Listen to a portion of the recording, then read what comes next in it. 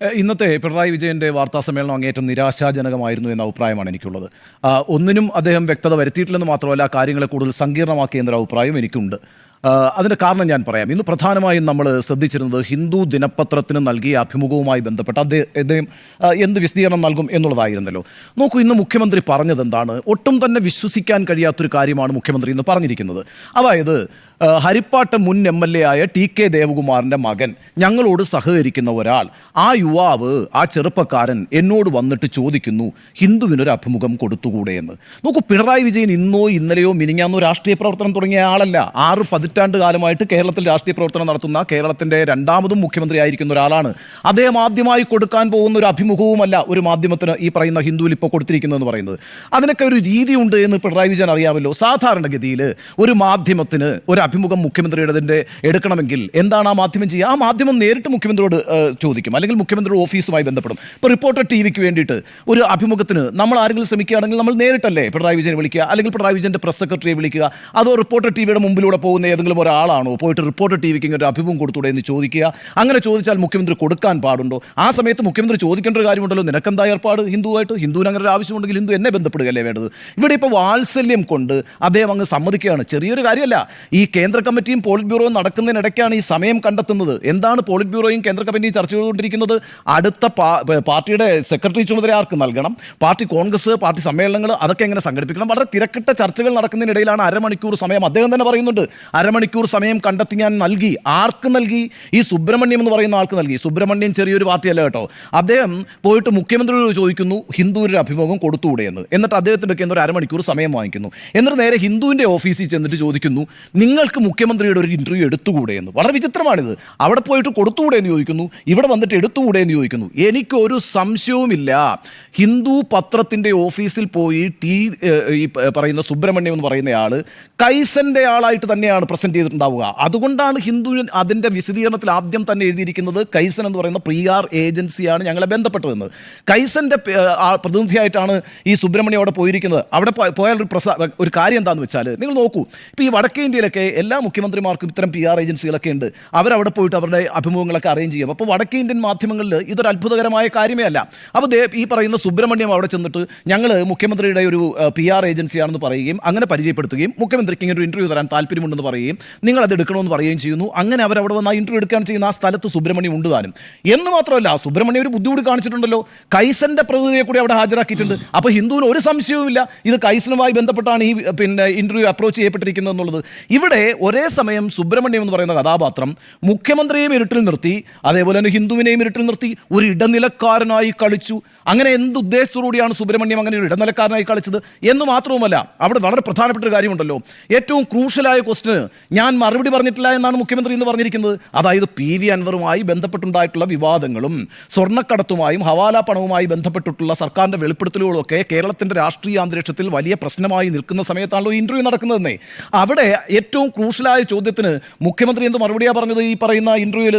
അതൊക്കെ ഞാൻ വളരെ വിശദമായി നേരത്തെ സംസാരിച്ചിട്ടുള്ളതാണ്. അതുകൊണ്ട് ഇപ്പോൾ സമയമില്ലാത്തതുകൊണ്ട് അതൊന്നും ദീർഘമായി സംസാരിക്കുന്നില്ല എന്ന് പറഞ്ഞ് അവസാനിപ്പിച്ചു. അപ്പോൾ ക്രൂഷ്യലായ ചോദ്യത്തിന് അദ്ദേഹം മറുപടി പറഞ്ഞിട്ടില്ല എന്നുള്ളത് അത്ഭുതകരമായൊരു കാര്യമാണ്. അത് പോകട്ടെ.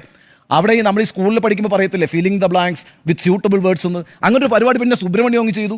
സുബ്രഹ്മണ്യം പുറത്തേക്ക് ഇറങ്ങിയിട്ട് ഇവർക്കങ്ങ് പറഞ്ഞു കൊടുത്തു, ഈ മുൻകാലത്ത് ചെയ്തിട്ടുള്ള കാര്യം, മുൻകാലത്ത് അദ്ദേഹം പറഞ്ഞിട്ടുള്ള കാര്യങ്ങളിലൂടെയൊക്കെ ഫില്ല് ചെയ്തോളാൻ പറഞ്ഞു.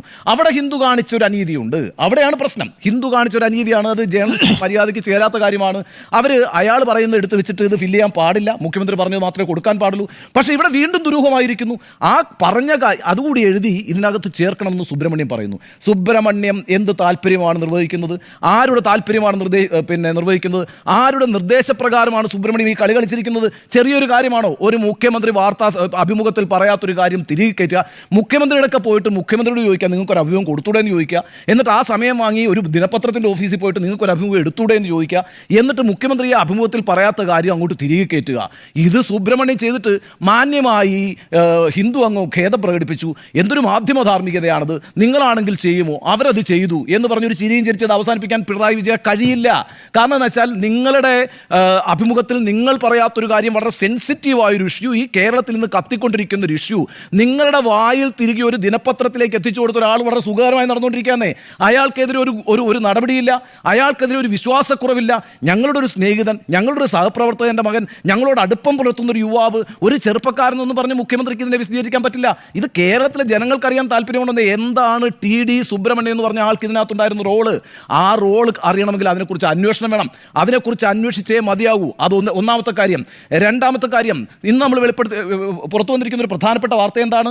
സെപ്റ്റംബർ 13 ഈ ഡൽഹിയിലെ പല മാധ്യമങ്ങൾക്കും അവരുടെ വാട്സപ്പിലേക്കൊരു വാർത്തയിലാണ്. എന്താണ് ആ വാർത്ത? കേരളത്തിലെ മുഖ്യമന്ത്രിയെ ഡീസ്റ്റെബിലൈസ് ചെയ്യാൻ വേണ്ടിയിട്ട്, അദ്ദേഹത്തെ അധികാരത്തിൽ നിന്ന് പുറത്താക്കാൻ വേണ്ടിയിട്ട്, അല്ലെങ്കിൽ ഒരു നേതൃത്വ മാറ്റം ഉണ്ടാക്കാൻ വേണ്ടിയിട്ട് ഇവിടെ ഒരു മാഫിയ പ്രവർത്തിച്ചുകൊണ്ടിരിക്കുന്നത്. അത് ഇവിടെ മാത്രമല്ല, അത് കേരളത്തിനും പിന്നെ UAE-യിലുടനീളമുള്ള ഒരു നെറ്റ്വർക്ക്. എന്താണ് ആ മാഫിയ പറയുന്നത്? ഈ പറയുന്ന സ്വർണ്ണക്കടത്തൊക്കെ പിടിച്ചുകൊണ്ടിരിക്കുകയാണ്. അപ്പം അതുകൊണ്ട് മുഖ്യമന്ത്രിയെയും മുഖ്യമന്ത്രിയുടെ കുടുംബത്തെയും അപകീർത്തിപ്പെടുത്തുകൊണ്ട് പലതരത്തിലുള്ള ആരോപണങ്ങൾ ഉന്നയിക്കുന്നു. ആ ആരോപണങ്ങളുടെ അടിസ്ഥാനത്തിൽ ഈ സർക്കാരിനെ ഡീസ്റ്റെബിലൈസ് ചെയ്യാൻ ശ്രമിക്കുന്നു. അതിൻ്റെ കാരണം എന്ന് പറയുന്നത് ഈ മലപ്പുറം കേന്ദ്രീകരിച്ച് നടക്കുന്ന സ്വർണ്ണക്കടത്തിടപാടുകളാണ്. അതിൻ്റെ കാരണമെന്ന് പറയുന്നത് ഈ ഹവാല പണം പിടിക്കുന്നതാണ്. എന്ന് മാത്രമല്ല, ഈ പിടിക്കുന്ന ഈ സ്വർണ്ണക്കടത്തും ഹവാല പണവും എല്ലാം ഈ പറയുന്ന ബാൻഡായ ഓർഗനൈസേഷന് വേണ്ടി ഫണ്ട് ചെയ്യുന്നു എന്നുകൂടി അതിനകത്ത് എഴുതിയിട്ടുണ്ട്. ഇന്നിപ്പോൾ നമ്മൾ അറിയുന്നത് എന്താ? ഇത് നടക്കുന്നത് സെപ്റ്റംബർ 13 കേട്ടോ. 21 മുഖ്യമന്ത്രി പിണറായി വിജയൻ്റെ വാർത്താ സമ്മേളനം എന്ന് പറയുന്നത്. ആ വാർത്താ സമ്മേളനത്തിലാണ് പിണറായി വിജയൻ ഈ കണക്കൊക്കെ പറയുന്നത്. ഈ കണക്ക് നേരത്തെ തന്നെ ഡൽഹിയിലെ വിവിധ മാധ്യമങ്ങളിൽ എത്തിച്ചു കൊടുത്തു. ആരാണത് എത്തിച്ചു കൊടുത്തത്? ആ എത്തിച്ചു കൊടുത്തതിനെ കുറിച്ച് CM-ൻ്റെ ഓഫീസിനെ കുറിച്ച് സംശയമുണ്ട്. CM-ൻ്റെ ഓഫീസിലുള്ള ആളുകളാണ് ഈ കാര്യങ്ങൾ എത്തിച്ചു കൊടുത്തിരിക്കുന്നതെന്നാണ് അറിയാൻ കഴിയുന്നത്. അതിൻ്റെ സ്ഥിരീകരണം വന്നിട്ടില്ല. പക്ഷേ അത് അന്വേഷിക്കപ്പെടേണ്ടതല്ലേ? എങ്ങനെയാണ് സെപ്റ്റംബർ 13 ദേശീയ മാധ്യമങ്ങൾക്കിടയിൽ ഇങ്ങനൊരു മാധ്യമ പ്രവർത്തകർക്കിടയിലേക്ക് ഇങ്ങനെ ഒരു സന്ദേശം പരന്നത്?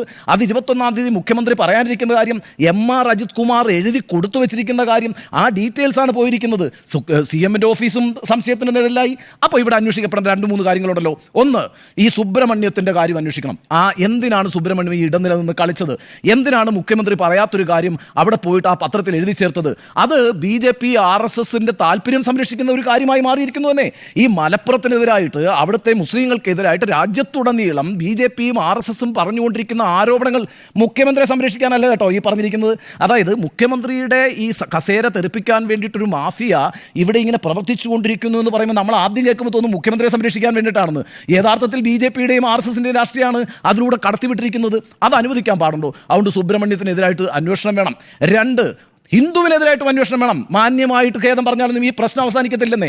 ഇത് മാധ്യമ ധാർമ്മികതയ്ക്ക് നിരക്കാത്തൊരു കാര്യമാണ്. മുഖ്യമന്ത്രിയുടെ വായിൽ മുഖ്യമന്ത്രി പറയാത്തൊരു കാര്യം തിരികെ കയറ്റി അതൊരു PR ഏജൻസി എഴുതി തന്നതെന്ന് പറഞ്ഞാൽ അവിടെ ആ ഖേദപ്രകടനത്തിൽ അവസാനിപ്പിക്കാൻ കഴിയില്ല. 3, മുഖ്യമന്ത്രിയുടെ ഓഫീസിൽ നിന്ന് ആരാണ് ഇതിന് ഈ പറയുന്ന സെപ്റ്റംബർ 13 ഈ സാധനങ്ങൾ പ്രചരിപ്പിച്ചത് എന്നുള്ള കാര്യം അന്വേഷിക്കണം. ഈ 3 കാര്യങ്ങളും അന്വേഷിക്കാതെ ഹഹഹ എന്ന് ചിരിച്ചുകൊണ്ടും ചോദ്യങ്ങൾക്ക് മറുപടി പറയാതിരുന്നതുകൊണ്ടും എൻ്റെ ഒരു വാത്സല്യഭാജനമായൊരു ചെറുപ്പക്കാരൻ വന്ന് ഇങ്ങനെ പറഞ്ഞപ്പോൾ ഞാൻ സമയം കൊടുത്തു എന്ന് പറഞ്ഞതുകൊണ്ടും ഹിന്ദുമാന്യമായി ഖേദം പ്രകടിപ്പിച്ചു എന്ന് പറഞ്ഞതുകൊണ്ടും പിണറായി വിജയൻ കേരളത്തിൻ്റെ മുഖ്യമന്ത്രി എന്ന നിലയ്ക്ക് താങ്കൾക്ക് ഈ പ്രശ്നത്തിൽ നിന്ന് തടിയൂരാൻ കഴിയില്ല. CPM-ൻ്റെ സംസ്ഥാന സെക്രട്ടറി എന്ന നിലയ്ക്ക് നിങ്ങൾക്ക് തടിയൂരാം, ഒരു പ്രശ്നവുമില്ല. പക്ഷേ കേരളത്തിൻ്റെ മുഖ്യമന്ത്രി ആയിരിക്കുന്നിടത്തോളം കാലം ഈ കാര്യത്തിൽ കേരളത്തിൻ്റെ ജനങ്ങളോട് വിശദീകരിക്കണം. ഒരു കാര്യം കൂടി പറഞ്ഞ് ഞാൻ അവസാനിപ്പിച്ചേക്കാം. വളരെ പെട്ടെന്ന് 2 കാര്യങ്ങൾ എനിക്ക് പറയാനുള്ളൂ. ഒന്ന്, പൂരവുമായി ബന്ധപ്പെട്ടാണ്. പൂരവുമായി ബന്ധപ്പെട്ട് ഇന്ന് മുഖ്യമന്ത്രി നടത്തിയിരിക്കുന്ന വെളിപ്പെടുത്തൽ ചെറിയ കാര്യമാണോ? കേരളത്തിൻ്റെ സാമൂഹിക അന്തരീക്ഷത്തെ അട്ടിമറിക്കാൻ ശ്രമം നടന്നു എന്നല്ലേ പറഞ്ഞത്? സാമൂഹ്യ അന്തരീക്ഷത്തെ അട്ടിമറിക്കാൻ ശ്രമം നടന്നു. തെരഞ്ഞെടുപ്പിനെ ലക്ഷ്യം വെച്ചുകൊണ്ട് ആസൂത്രിതമായി ശ്രമിച്ചു. കുൽസിത ശ്രമം എന്നുകൂടി ഒരു വാക്ക് ഉപയോഗിച്ചിട്ടുണ്ട് അദ്ദേഹം.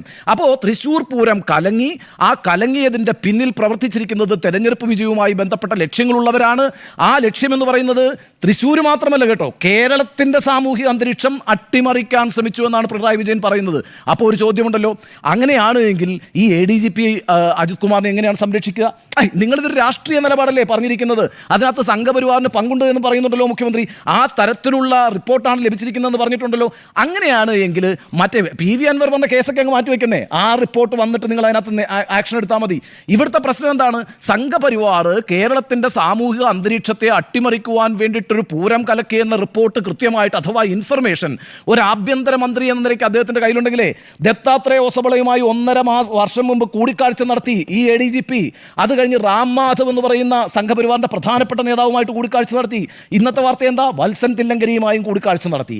അങ്ങനെയാണെങ്കിൽ ഈ കേരളത്തിന്റെ സാമൂഹിക അന്തരീക്ഷത്തെ അട്ടിമറിക്കാൻ ശ്രമിക്കുന്ന ഒരു ശക്തിയുമായിട്ട് രഹസ്യ കൂടിക്കാഴ്ച നടത്തുന്ന ഒരു ADGPയെ മാറ്റത്തില്ലെന്നാണ് പറയുന്നത്. അതിന്റെ കാര്യം എന്താ? റിപ്പോർട്ട് വന്നിട്ടില്ലെന്നാണ് പറയുന്നത്. അങ്ങനെ ആ റിപ്പോർട്ട് വേണ്ട, ഈ മാറ്റം വരുത്താൻ ആ റിപ്പോർട്ട് വേണ്ടെന്നേ. ഇതൊരു പൊളിറ്റിക്കൽ ഡിസിഷൻ ആയിരിക്കണം. ആ അർത്ഥത്തിൽ ഞാൻ അവസാനിപ്പിക്കുന്നു. 2 കാര്യങ്ങളിൽ ഇന്ന് മുഖ്യമന്ത്രി അങ്ങേയറ്റം പരാജയമായിരുന്നു. ഒന്ന്, ഈ പറയുന്ന ഹിന്ദു ദിനപത്രവുമായി ബന്ധപ്പെട്ട് കൊടുത്ത അഭിമുഖത്തിന്റെ കാര്യത്തിൽ ആരെയെങ്കിലും എന്താ പറയുക, ആർക്കെങ്കിലും എതിരെ ഒരു നടപടിയെടുക്കാൻ തയ്യാറല്ല, എന്ത് സംഭവിച്ചു എന്ന് അന്വേഷിക്കാൻ തയ്യാറല്ല. അതേപോലെ തന്നെ പൂരം കലക്കി സാമൂഹ്യ അന്തരീക്ഷം, സംസ്ഥാനത്തിന്റെ സാമൂഹ്യ അന്തരീക്ഷത്തെ അട്ടിമറിക്കാൻ ശ്രമിച്ച ADGPയെ സംരക്ഷിക്കുകയും ചെയ്യുന്നു. ഇതൊരു അത്ഭുതകരമായ വൈരുദ്ധ്യാത്മക ഭൗതികവാദമാണ്. കാരണം ഫാസിസത്തിനെതിരായിട്ട്, വർഗീയതയ്ക്കെതിരായിട്ട് ശക്തമായ നിലപാടെടുക്കുന്ന ഒരു രാഷ്ട്രീയ പ്രസ്ഥാനമാണ് CPM എങ്കിൽ അതിൻ്റെ മുഖ്യമന്ത്രി ഇത്തരത്തിലുള്ള പണി ഉള്ളിൽ നിന്നും പുറത്തു നിന്നും ചെയ്യുന്നവരെ രക്ഷിക്കാൻ ശ്രമിക്കരുത്, ആ താല്പര്യങ്ങളെ സംരക്ഷിക്കാൻ ശ്രമിക്കരുത്, അവരെ വെളിച്ചത്ത് കൊണ്ടുവരണം, അവർക്കെതിരായിട്ട് നടപടി ഉണ്ടാകണം. ആ നടപടി ഒന്നും ഉണ്ടാകില്ല എന്ന് വ്യക്തമാക്കുന്നൊരു വാർത്താ സമ്മേളനമായിരുന്നു ഇന്ന് പിണറായി വിജയൻ്റെത്. അത് അങ്ങേയറ്റം ഖേദകരമാണ്.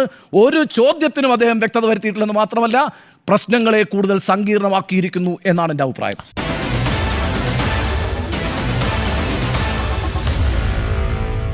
Meet the editors.